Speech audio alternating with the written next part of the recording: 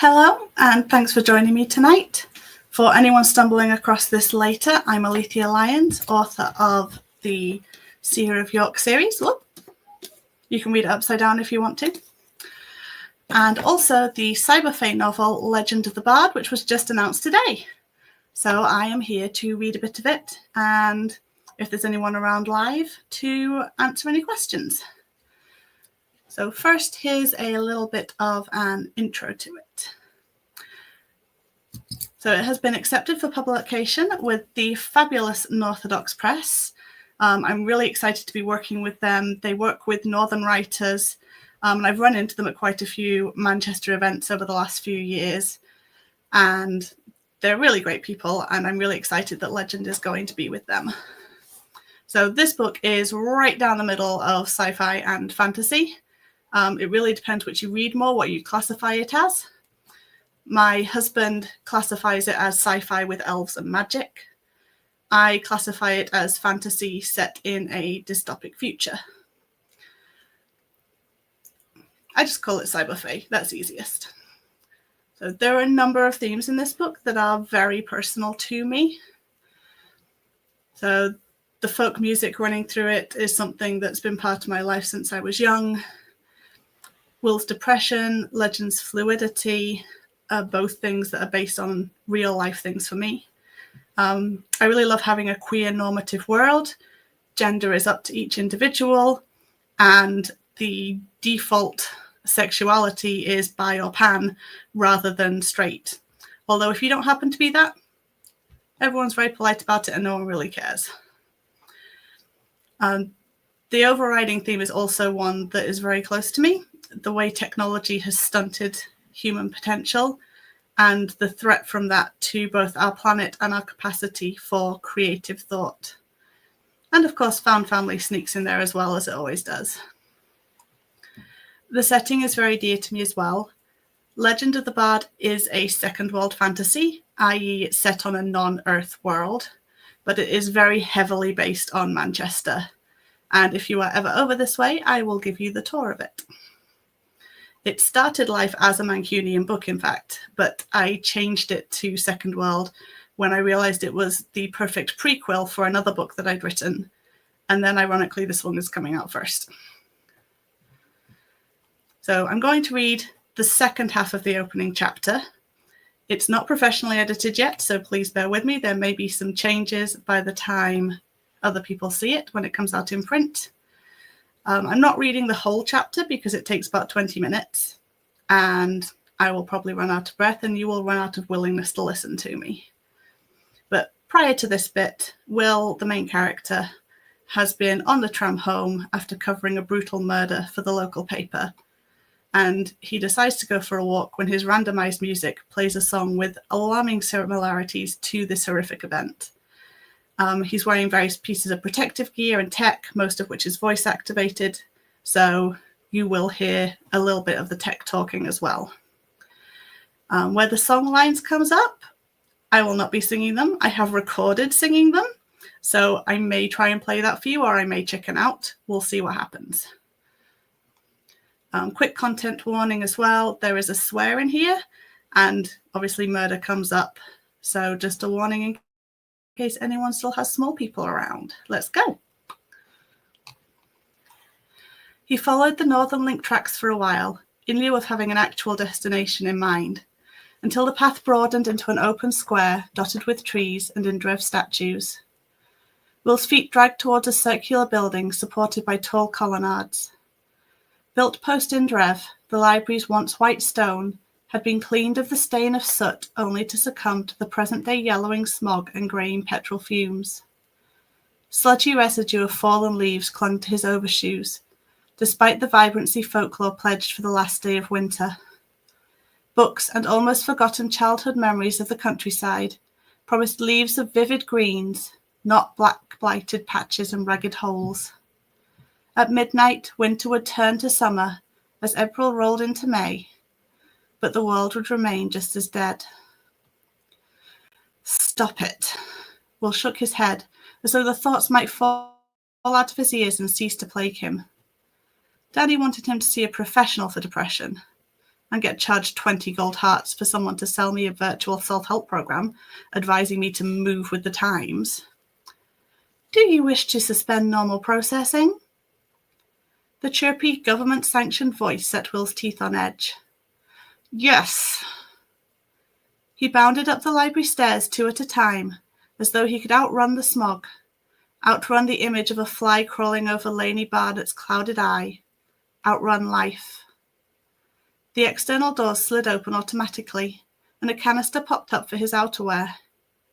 He dropped in his overmac, gloves, hat, and overshoes, then added his visor and earbuds with a frisson of malicious glee. Let people find it strange. I don't care. He raised a hand to his mask, then dropped it. Some tech was useful, and the building was old and hard to make airtight, unlike buildings of the last few decades. If the air filtration system of the city ever cuts out. He shivered. Extinction. Every HomePod preserving a couple of suffocated bodies, rotted eye sockets glued to their stream screens. The interior door slid open, and Will escaped the decon chamber. The guard called him back, a finger jabbed towards the abandoned visor and earbuds, but Will ignored his muffled protest.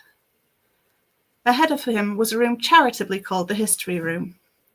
People sat in round booths watching old movie clips or projecting scans of documents. Most of them very young or very old. Students and professors. Who else needs a library? Though he'd walked aimlessly, the earworm wiggling in Will's brain drove him towards the music section. It repeated lyrics of a song he usually loved, but now only brought to mind the blood-splattered face of a woman, her mouth a frozen O of shock as her husband sundered her heart in twain with one thrust of his blade. He took his lady by the right hand, all love to rage did convert, that with his sword in most furious thought, he pierced her tender heart. Will headed up the western stairs. Motes hung leaden in air that should have danced with the scent of old books. The tune jangled in his head, over and over and over. William. A breathy whisper tickled his ear. His foot slipped on the bowed step, and his knee cracked against marble, eliciting a grunt of pain. No one looked up. Who's there? His breath caught in his throat. On the floor above, library patrons were jacked in, all senses locked on the 180 screen around them. People too poor to have network access at home, getting their fix at the library instead. William, save me. It was a high-pitched voice, young, unfamiliar. Fighting to control his shallow breaths, Will frowned at a statue on the landing, a marble girl in impractical drapes, absorbed in an untitled book. He leant over the banister to be behind the statue, looking for a comms pad. Nothing. No one. He ground one palm against his chest to slow his racing heart, while the other rubbed his vice-squeezed temple. Muzziness clouded his mind. William! Will looked away. An itch like spider's feet scuttled a jig between his shoulder blades. Just your imagination, he muttered as he resolutely continued up the steps. Be grateful you still have one. He passed the consoles without a glance. It would only be brain rot on their screens. A tarnish-brushed sign indicated the way to the music library. Beneath it, a pixelated info screen declared the 1st and 3rd of every month to be live music night, open to any and all. Will had tried to register back in uni, only to be told the sign was out of date. It hadn't changed in the decade since, wasting precious electricity. The door to the music library stuck. Oak and brass rasped over a frayed carpet when he gave it a shove with his hip.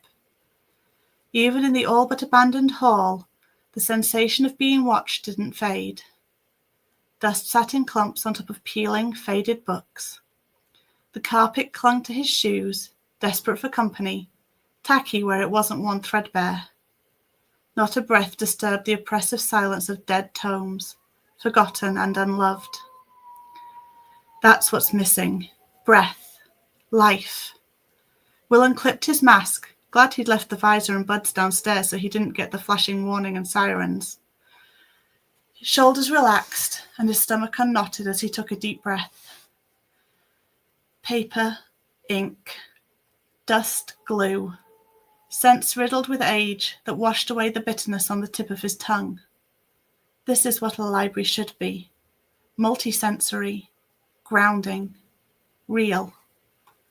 Here lay the truth that Virtual was plagiarized from, the truth that no government oversight had bothered to sanitize. His eyes stung and he blinked rapidly, trying to swallow the lump threatening to burst his throat.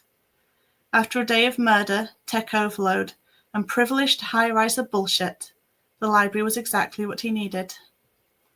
Eager to find a new tune to replace the earworm in his head, Will delved into the folk music section. Since he wasn't looking for a particular book, he ran his finger along the spines, reveling in each bump and texture, waiting for something to jump out at him. William O'Shaughnessy. His finger caught on flaking gilt lettering too far gone to be legible. William, save me. The book did not just talk to him. It didn't. Yet he pulled it off the shelf as though he had become one of the mindless drones and leafed through it. No further voices called to him as he settled cross-legged on the floor to read. What are you doing in here? A startled voice broke through Will's reverie. When had the yellowish gleam outside the windows turned to black? Flickering radon lights inside made a mockery of the idea of candlelight, the red-amber glow reminiscent of the most horrifying legends of the underworld. I'm sorry. Will mentally kicked himself for apologizing again. I didn't hear the announcement that it was closing time. Well, you wouldn't, would you? The librarian tapped his earbud and raised an eyebrow. Will winced. The librarian's clear visor displayed the judgment in his gaze and flooded Will with irrational relief at the ability to see emotion on the man's face. Any chance I could check this one out? Will waved the book that had captured his attention so thoroughly. Its appropriateness had been confirmed when the first song he flicked to was a jig for the first day of summer. Be quick about it. The librarian flicked a button on the side of his mask. Switching off speech mode, Will assumed. Not a lot of people used masks that had the ability to unmuffle and speak face-to-face. Why bother? Virtual was so much more efficient and less likely to get someone accidentally poisoned. Will hurried to the checkout booth, scanned the chip embedded in the back cover of the book, then the subdermal on the pad of his thumb. A green light flashed as it linked to his personal Virtual so he could monitor when the book was due back, or extend it in the likely event that no one else was queued to bother it. As he headed back to the main entrance, the hairs on the back of Will's neck prickled, and he froze on the edge of a step. The librarian had disappeared, and the guard at the front door sat with his feet up watching an info holo. William! The same soft whisper as before. Will stuck a finger in his ear. It wasn't real. Some virtual trick infesting his mind. It was a common ailment.